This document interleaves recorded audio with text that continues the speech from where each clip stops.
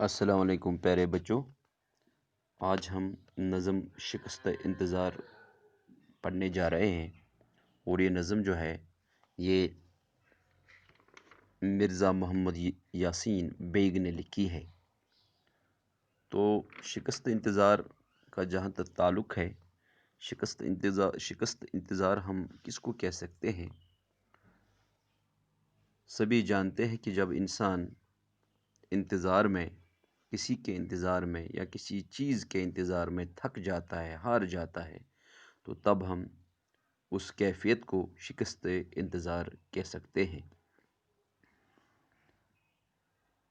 زندگی جو ہے، زندگی کا دوسرا نام جو ہے یہ انتظار بھی ہو سکتا ہے، کیونکہ انسان کو اس زندگی میں کوئی نہ کوئی چیز حاصل کرنے کے لیے کافی زیادہ انتظار کرنا پڑتا ہے، اور انتظار کرتے کرتے اس کی آنکھیں جو ہے وہ ترس جاتی ہے، تھک جاتی ہے، تو یہ چیز جو ہے یہ شکست انتظار کہلاتی ہے کہ انسان جو ہے تھک کے، ہار کے، پھر جو ہے ہمت اس کی جو ہے وہ جواب کرنے لگتی ہے۔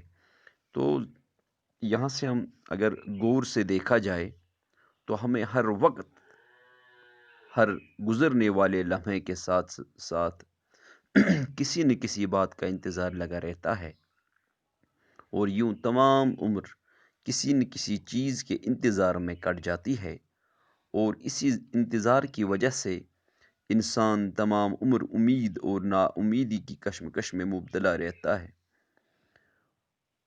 امید موسم بہار کی طرح دلکش، خوبصورت، پرفضا اور رنگ و نور میں ڈوبی ہوتی ہے۔ اس کے برعکس اگر ہم دیکھتے ہیں جو نا امیدی ہوتی ہے وہ موسم خزاں کی طرح اداس، دھندلی دھندلی سی لگتی ہے۔ نظم شکست انتظار میں نا امیدی کو بیان کیا گیا ہے۔ جو یہ نظم ہے شکست انتظار، اس میں نا امیدی کو بیان کیا گیا ہے۔ خزاں کے زرد پتے، رات کی سیاہی میں جلتے بجھتے چراغ کی روشنی، قہر اور دھندلے ستاروں کو ڈھانپ لیا ہے۔ نا امیدی کا اندھیرا چاروں طرف چھایا ہوا ہے، لیکن نا امیدی کی اس فضا میں ایک خستہ حال مکان کی کھڑکی میں بیٹھا ہوا کوئی عاشق اپنے محبوب کے انتظار میں ہے۔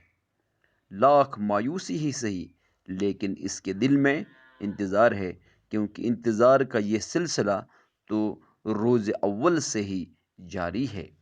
تو آپ کو یہاں سے اب یہ ذہن نشین ہوا ہوگا کہ کوئی اپنی کھڑکی، کوئی عاشق اپنی کھڑکی پہ بیٹھا ہوا اپنے محبوب کا انتظار کر رہا ہے، تو وہ کافی تھکا ہوا ہے، ہارا ہوا ہے، لیکن پھر بھی جو اس کے انتظار کی جو کشمکش ہے وہ ختم نہیں ہوئی ہے۔ تو یہ جو نظم شکست انتظار ہے یہ اسی پہ مبنی ہے، اسی چیز کو یہاں پہ مرزا محمد یاسین بیگ نے اجاگر کرنے کی کوشش کی ہے۔ تو یہی نظم آج ہم اسی نظم کی جو ہے تشریح کریں گے۔ گلی کے موڑ پہ مسجد کے اس مینار تلے، گلی کے موڑ پہ مسجد کے اس مینار تلے، خزاں رسیدہ چناروں کے زرد رو پتے۔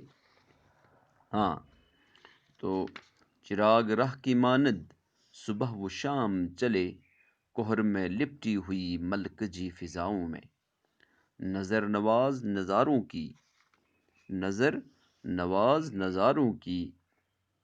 نظاروں کے داغ تک نہ ملے، سیاہ رات کے دامن سے تیرگی نہ چھٹی، فلک پہ جلتے ستاروں کے داغ تک نہ ملے، گلی کے موڑ پہ اس سامنے کی کھڑکی میں، وہ کیس منتظر وہ بے قرار بیٹھا ہے، نظر نظر میں شراروں کا اضطراب لیے، دھڑکتے دل سے سرے رہگوار بیٹھا ہے، اسے خبر نہیں شاید کہ محمل لیلا، شاید کہ محمل لیلا۔ ہاں جی، تو یہ ہے نظم جو شکست انتظار ہے اور جو مرزا محمد یاسین بیگ نے لکھی ہے۔ تو اس کا جو پہلا شعر ہے گلی کے موڑ پہ مسجد کے اس مینار تلے، خزاں رسیدہ چناروں کے زرد رو پتے۔ ہاں، تو اسی طرح سے یہ جو ہے یہاں پہ چراغ راہ کی مانند صبح و شام جلے۔ تو یہ جو ہے، یہ جو شعر ہے، یہاں تک ہم اس کی پہلے تشریح کریں گے۔ سب سے پہلے ہمارے پاس چند الفاظ ہیں جو ہمارے لیے جاننا نہایت ہی ضروری ہے۔ اگر آپ یہاں پہ دیکھ سکتے ہو تو یہاں پہ خزاں رسیدہ، یہ خزاں رسیدہ ہے، اور ہے زردرو، یہ دو چیزیں ہیں۔ خزاں رسیدہ کہتے ہیں ہم جو پرانا کوئی چیز ہوگا یا بے رونق ہوگا، جیسے آپ موسم خزاں میں دیکھتے ہو کہ پتے جو ہے وہ جڑ جاتے ہیں، تو جو درخت ہے وہ بالکل بے رونق ہو جاتے ہیں۔ تو خزاں رسیدہ کا مطلب ہے یہاں پہ بے رونق۔ اسی طرح سے زرد رو ہے، تو زرد رو جو ہے، زرد رو پتے یہاں پہ کہا گیا ہے۔ زرد رو کا مطلب ہے جس کا چہرہ پیلا ہو، ٹھیک ہے، جس نے جو جیسے ہم سبز پتوں کو دیکھتے ہیں، جب وہ جڑ جاتے ہیں تو ان کا جو رنگ ہوتا ہے وہ پھیکا پڑ جاتا ہے، چینج ہوتا ہے اور وہ زرد ہو جاتے ہیں۔ تو اسی زرد رو کو ہم کہتے ہیں جس کا چہرہ پیلا ہو۔ تو یہاں پہ آپ دیکھ سکتے ہیں، یہاں پہ ایک اور لفظ ہے چراغ راہ۔ تو چراغ راہ کا مطلب ہے راستے میں جلنے والا دیا۔ ہاں، تو ایک اور لفظ ہے یہاں پہ کوہر ہم کہتے ہیں دھند کو، ٹھیک ہے۔ تو ایک اور لفظ ہے یہاں پہ ملکجی فضاؤں میں، ٹھیک ہے۔ تو ملکجی فضا ہم کہتے ہیں گرد و غبار سے آلودہ میلی فضا جو ہوتی ہے، یا کچھ اجلی کچھ میلی فضا، یعنی جب گرد و غبار ہوا میں ہوگا تو وہ میلی سی جو فضا ہوگی اس کو ہم ملکجی فضا کہتے ہیں۔ تو یہاں ہم پہلے شعر کی تشریح کریں گے۔ یہ ہم کریں گے یہاں سے، گلی کے موڑ پر پہ مسجد کے اس مینار تلے، خزاں رسیدہ چناروں کے زردرو پتے، چراغ راہ کی مانند صبح و شام جلے، چراغ راہ کی مانند صبح و شام جلے۔ تو مرزا محمد یاسین بیگ اس نظم کی ابتدا میں فرماتے ہیں کہ خزاں کی ایک اداس اور غم زدہ شام ہے، خاموش، ویران اور سنسان گلی کے ایک موڑ پر ایک مینار والی مسجد ہے، اور اس سنسان گلی کی مسجد کے مینار کے سامنے چناروں کے زرد پتے جڑ کر نیچے گر پڑے ہیں، کیونکہ موسم خزاں آ چکا ہے، اور یہ سرخ مائل زرد رنگ کے پتے احساس غم میں اضافی کر رہے ہیں۔ ایسا دکھائی دیتا ہے کہ جیسے کسی نے راستے میں روشنی دینے کے لیے چراغ رکھے ہیں۔ تو دوسرا شعر جو ہے، یہاں سے ہم اس کی تشریح کریں گے۔ کہر میں لپٹی ہوئی ملکجی فضاؤں میں، نظر نواز نظاروں کے داغ تک نہ ملے، نظر نواز نظاروں کے داغ تک نہ ملے۔ تو شاعر کہتے ہیں حالانکہ اس وقت ساری فضا کوہر میں لپٹی ہوئی ہے، ہر چیز دھندلی دکھائی دے رہی ہے، کہیں کوئی امید اور خوشی کی معمولی سی کرن بھی نظر نہیں آتی ہے۔ موسم بہار کے وہ نظارے جو آنکھوں کو ٹھنڈک دیتے تھے، ان کے معمولی سے نشان تک دکھائی نہیں دیتے ہیں۔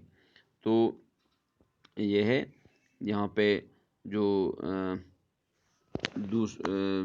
دوسرا جو اس کا شعر ہے، تو یہ یہاں تک تھا دوسرا شعر جو ہے۔ تو اب ہے تیسرا شعر جو ہے، اس کی ہم تشریح کریں گے، وہ یہاں سے ہیں۔ ہم یہاں سے اس کو سمیٹنے کی کوشش کریں گے کہ یہاں سے، ہاں یہاں سے، سیاہ رات کے دامن سے تیرگی نہ چھٹی، فلک پہ جلتے ستاروں کے داغ تک نہ ملے، فلک پہ جلتے ستاروں کے داغ تک نہ ملے۔ تو شاعر محمد یاسین بیگ جو ہے وہ فرماتے ہیں کہ سیاہ ہم کہتے ہیں کالی رات کو، ٹھیک ہے؟ تو سیاہ رات کی جو سیاہ ہے، ہم کالی رات کو کہتے ہیں، جو گپ اندھیری رات ہو۔ شاعر فرماتے ہیں کہ کالی رات کا اندھیرا ابھی ابھی تک غائب نہیں ہوا، ابھی ابھی تک غائب نہیں ہوا، بلکہ جو سیاہ رات کا دامن ہے اندھیرے میں بھیگا جا رہا ہے، یعنی کالی رات کا گپ اندھیرا ہر طرف پھیلا ہوا ہے۔ تو یہاں پہ چوتھا جو شعر ہے یہ ہے یہاں سے، ہاں یہ یہاں سے گلی سے، ٹھیک ہے، جیسا کہ اب دیکھ یہاں سے ہے گلی سے، یہاں سے، ہاں گلی کے موڑ پہ اس سامنے کی کھڑکی میں، گلی کے موڑ پہ اس سامنے کی کھڑکی میں وہ کیس منتظر و بے قرار بیٹھا ہے۔ تو یہاں سے جو ہے چوتھا شعر یہ ہے کہ شاعر فرماتے ہیں کہ اس اداس اندھیری اور غمزدہ رات میں ایک گلی کے موڑ پر ایک خستہ حال مکان کی خستہ حال کھڑکی میں کوئی اداس بیٹھا ہوا کسی کا انتظار کر رہا ہے۔ شاید وہ کوئی مجنون یعنی ناکام عاشق ہے جسے آج بھی اپنے محبوب کا انتظار ہے اور اسی کشمکش میں مبتلا ہے۔ تو نظر نظر میں شرابوں کا اضطراب لیے، نظر میں، یہاں سے ہے نظر نظر میں شراروں کا اضطراب لیے، ہاں نظر نظر میں شراروں کا اضطراب لیے دھڑکتے دل سے سر رہ گزار بیٹھا ہے، دھڑکتے دل سے سر رہ گزار بیٹھا ہے۔ تو یہاں پہ آپ کو پتہ چلے گا کہ یہ جو شرارہ ہم کہتے ہیں، شرارہ ہم کہتے ہیں کسی چنگاری کو، ٹھیک ہے، یہاں پہ ہے شرارہ، تو شرارے جو ہوتے ہیں چنگارے کو کہتے ہیں۔ اس طرح سے ہے اضطراب، اضطراب کا مطلب ہے بے چینی یا بے قراری، تو کیا کہتے ہیں کہ وہ کیس کوئی مجنوں کی طرف یہاں پہ اشارہ ہے، کسی دیوانے کی طرف اشارہ ہے۔ منتظر یعنی انتظار میں بیٹھا ہے، بے قرار ہے، وہ انتظار میں بے قرار ہے، یعنی یہاں پہ کوئی جو مجنوں ہے وہ انتظار میں ہے، نظر نظر میں شراروں کا اضطراب لیے دھڑکتے دل سے سرے رہ گزار بیٹھا ہے۔ تو یہاں پہ کیا ہے، سرے رہ گزار بیٹھا ہے یہاں تک، ٹھیک ہے۔ تو یہاں پہ ہے کہ شاعر فرماتے ہیں کہ اس ناکام عاشق کی آنکھوں میں بے بسی اور بے قراری کی چنگاریاں بری ہوئی ہیں، اس کی آنکھوں میں نا امیدی کے منڈلاتے ہوئے سائے اس کی درد بری کہانی سنا رہے ہیں۔ وہ سر راہ دھڑکتے دل کے ساتھ کسی کے انتظار میں بیٹھا ہوا ہے، صرف اس امید کو دل میں بسائے رکھا ہے کہ شاید اس کا معشوق یہاں سے گزر جائے گا، اور یہ انتظار اس کا مقدر ہے، اور یہ انتظار اس کا مقدر ہے، ہاں اسے خبر نہیں، اسے خبر نہیں شاید کہ محمل لیلا، اسے خبر نہیں شاید کہ محمل لیلا۔ تو اس میں اور ایک اس کا جو ہے مصرع ہے، گزر گیا تو کبھی لوٹ کر نہیں آیا، گزر گیا تو کبھی لوٹ کر نہیں آیا، یہ اس کا اور ایک اور شعر ہے، لیکن یہاں تک ہی لکھا ہوا ہے۔ تو لیلا کون؟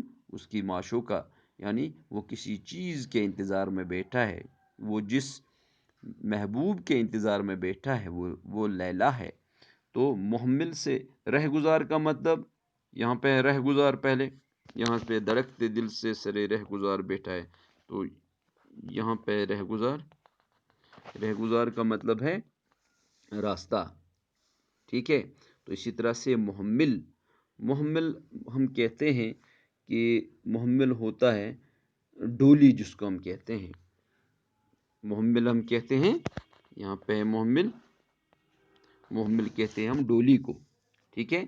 تو بنیادی طور سے اگر دیکھا جائے تو یہ نظم شکست انتظار جو ہے، اس شاعر کی تشریح کے بعد تھوڑی سی ہم اس پہ تفصیل سے تھوڑی بات کریں گے۔ شاعر پہلے ہم اس شاعر کی تشریح کرتے ہیں کہ شاعر فرماتے ہیں، آخری جو ہے یعنی اسے خبر نہیں شاید کہ محمل لیلا، شاعر فرماتے ہیں کہ اسے اس بات کی کوئی واقفیت ہی نہیں ہے کہ اس کے معشوق کی سواری یہاں سے کب کی گزر چکی ہے، اور اسے واپس لوٹ کر بھی نہیں لایا جا سکتا۔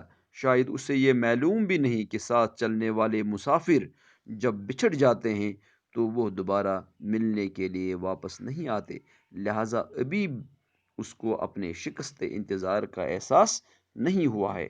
اس انتظار اور شکست انتظار کا سلسلہ ازل سے جاری ہے، اور ہر ایک انسان اس دنیا میں اسی کشمکش میں رہتا ہے۔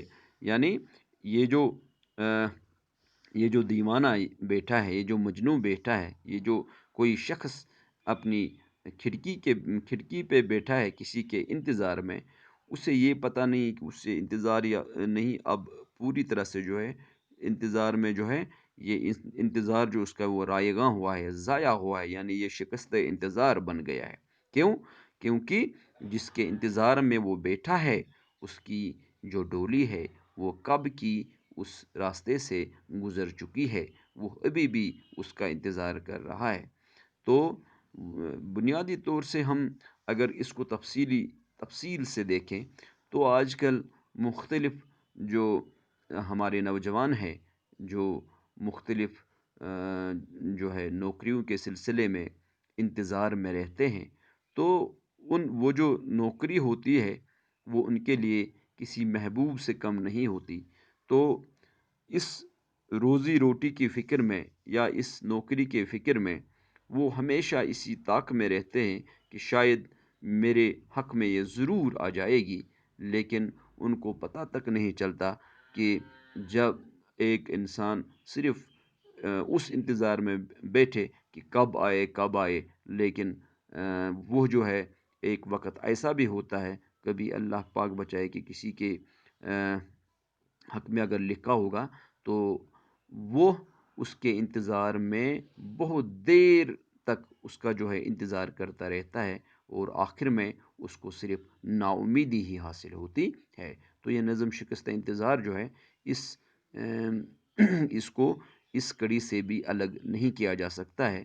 تو آج کے لیے اتنا ہی، اللہ نے چاہا تو کل انشاءاللہ جو ہے مشقی سوالات جو اس نظم کے ہیں وہ لے کر آئیں گے، اور جب تک کے لیے اللہ